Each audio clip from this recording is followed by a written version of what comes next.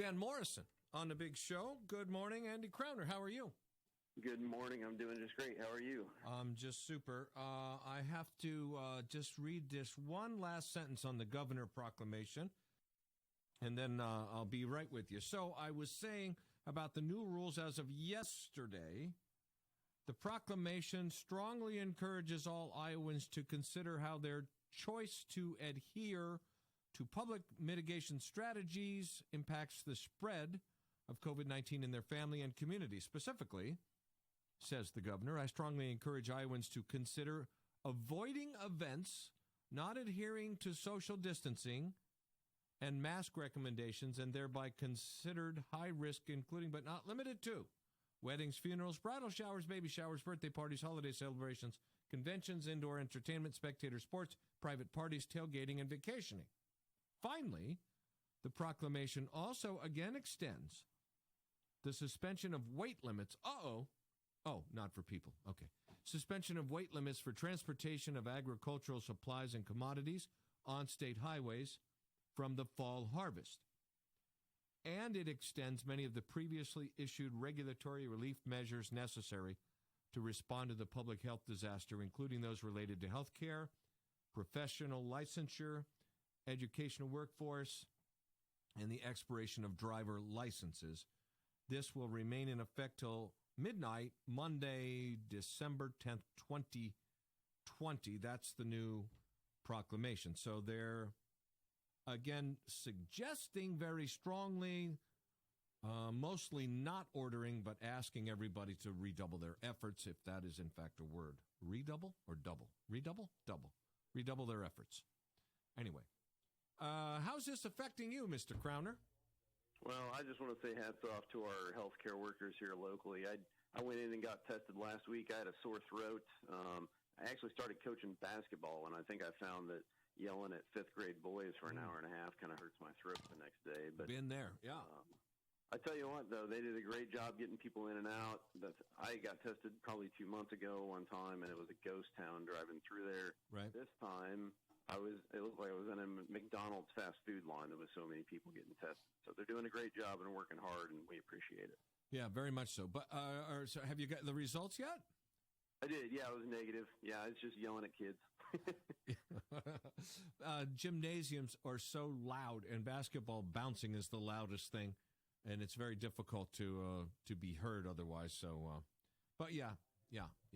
So, sometimes after the popular KCPS auction 14-hour broadcast, sometimes I start to get scratchy right around the 12th, 13th hour of nonstop talking.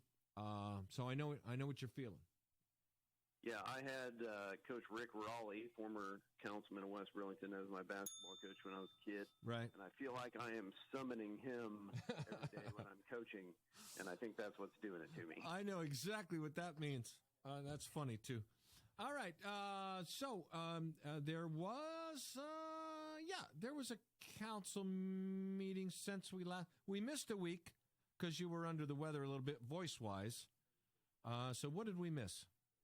Yeah, and I had to miss that meeting last week. I didn't know at the time if I was sick or not, so I missed. But do have kind of an update of what happened and some thoughts on it. So the meeting was last week. No meeting tonight. They went through the presentation of the financial audit, which a lot of people don't even read, but that's one of my favorite things of the year is to go through and kind of see exactly where we're at and what an outside source can see. Really pretty good in terms of where the city sits financially. West Burlington's doing a great job.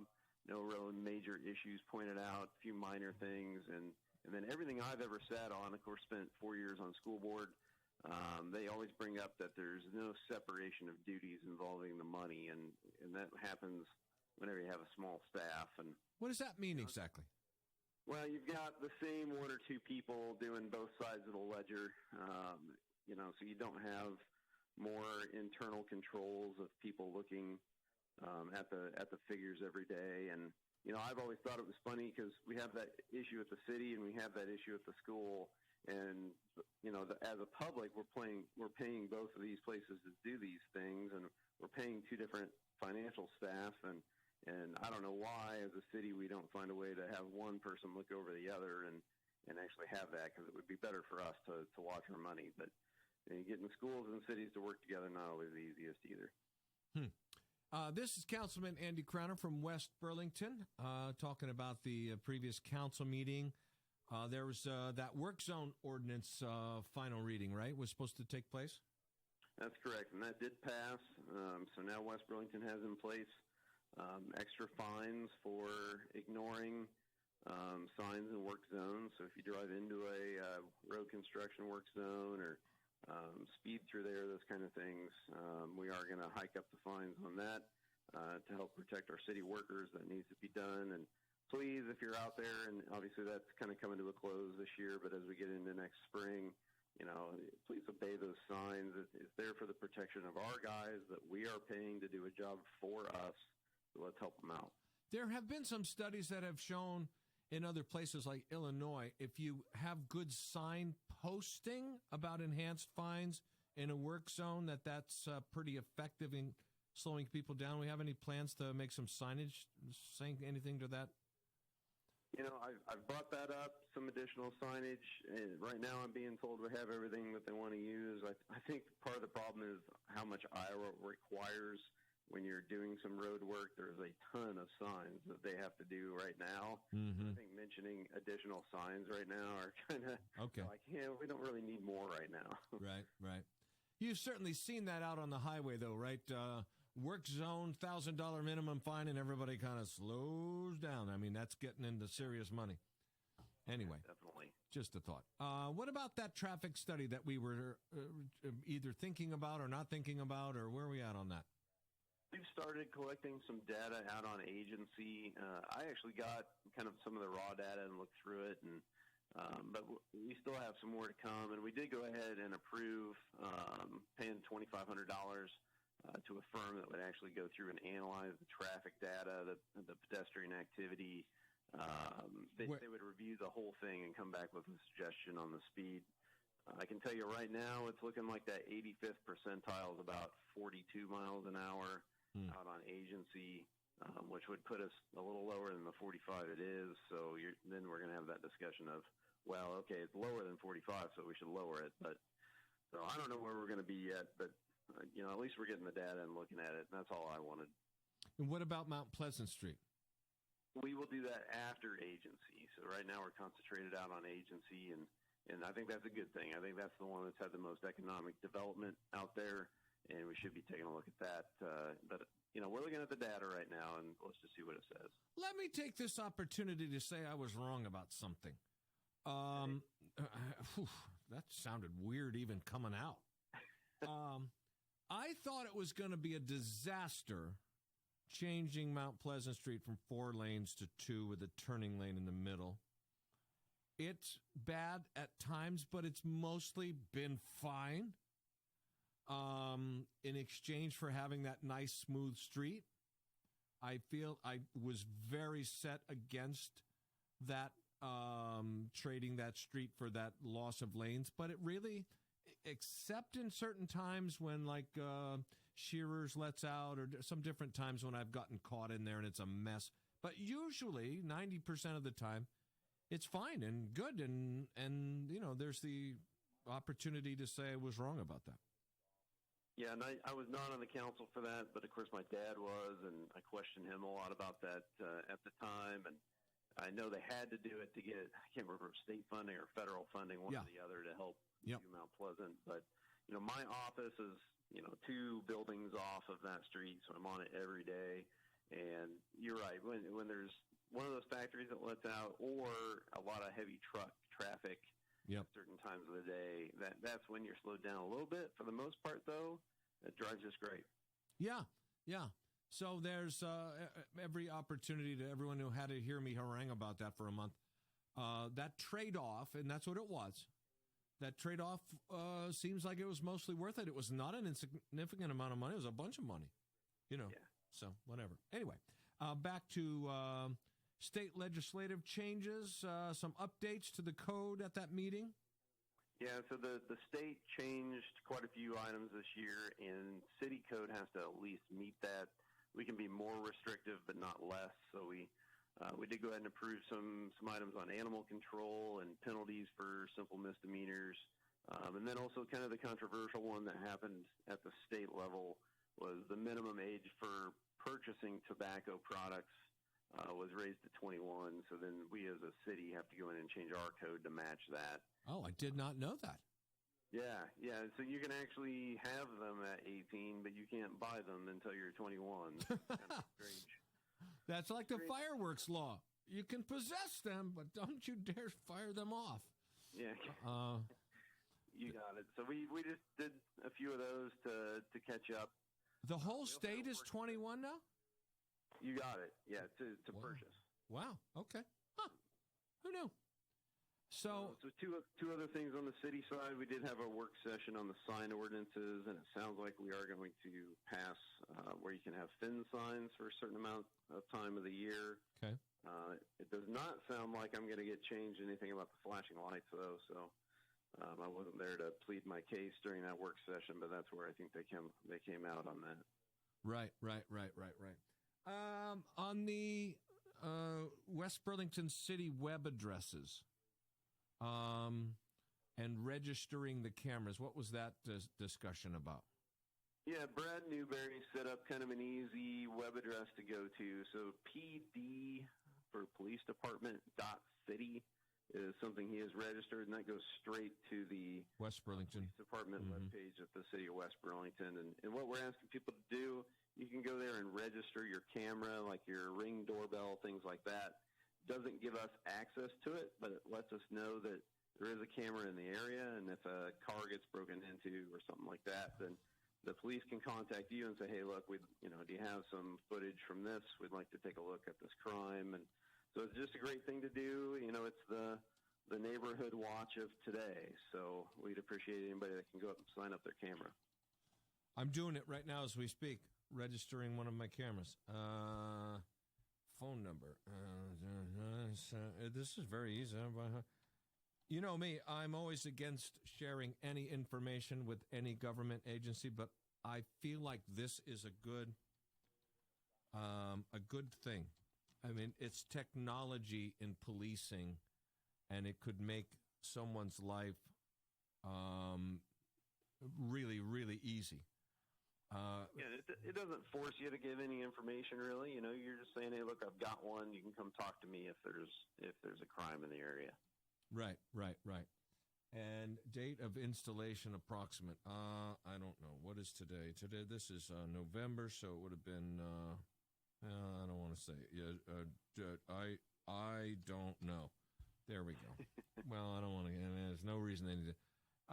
Front yard, backyard, driveway, alley here. Front door, back door. Okay. And then next. And that's it. Is that it? Oh, there's a signature. How do I do that? By signing below. Well, there is no actual. Oh, I am not a robot. I see. Okay. There you go. Got it. And then register.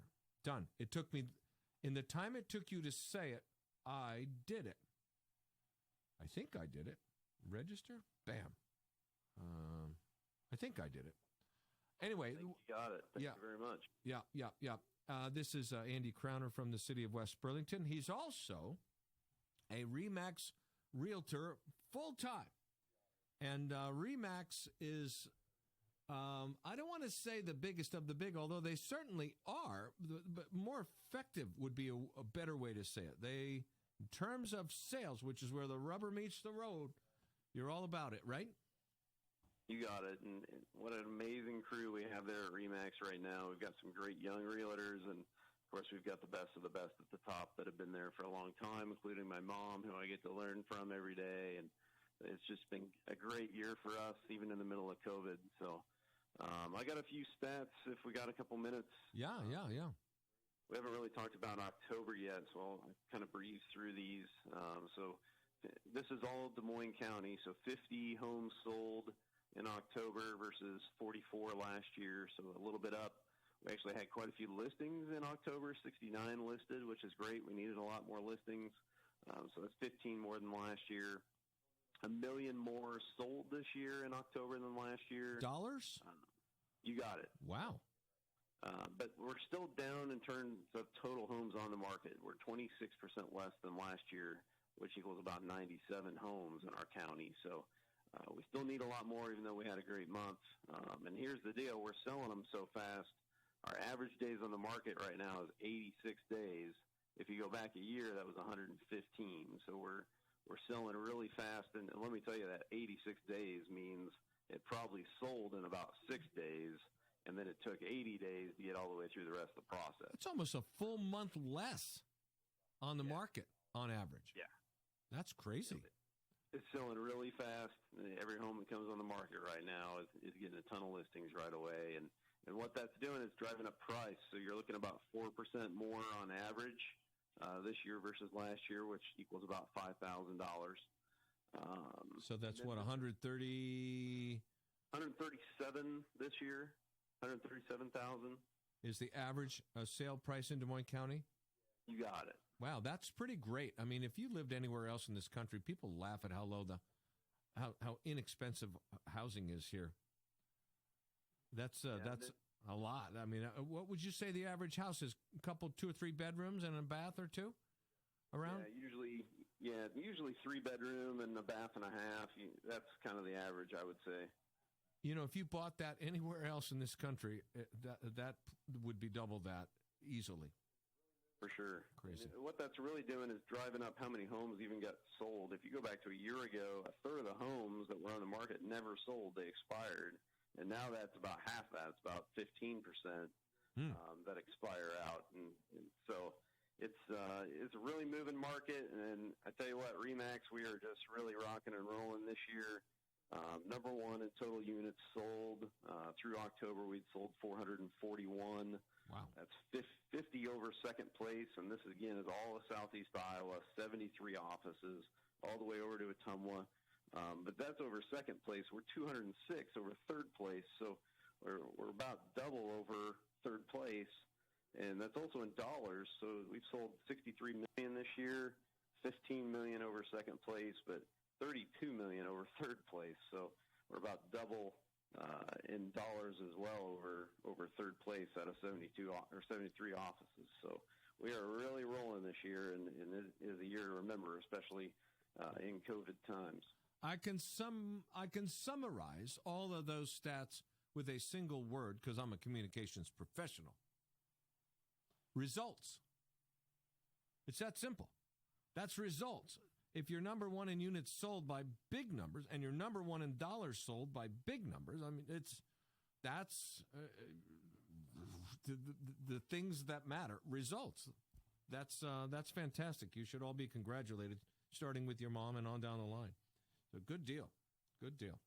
This is Andy Crowner. If you go to andycrowner.com, you can get all kinds of free assistance and information that you might need, various buying and selling guides and first-time homeowners and all kinds of things like that. andycrowner.com is the website. And by the way, I've never seen that stat percent expired, but that shaved 50% from last year. That's stunning. Yeah, and you have some homes that are way overpriced, or you have some homes that maybe have some foundation issues, those kind of things, and so they just don't get sold usually in that time frame. But I tell you what, that's few and far between this year.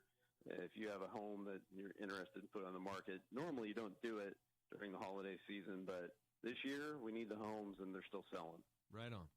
All right, andycrowner.com.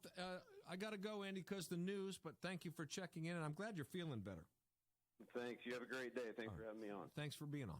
8:30 KCPS News Time, and we'll be right back. Just a minute.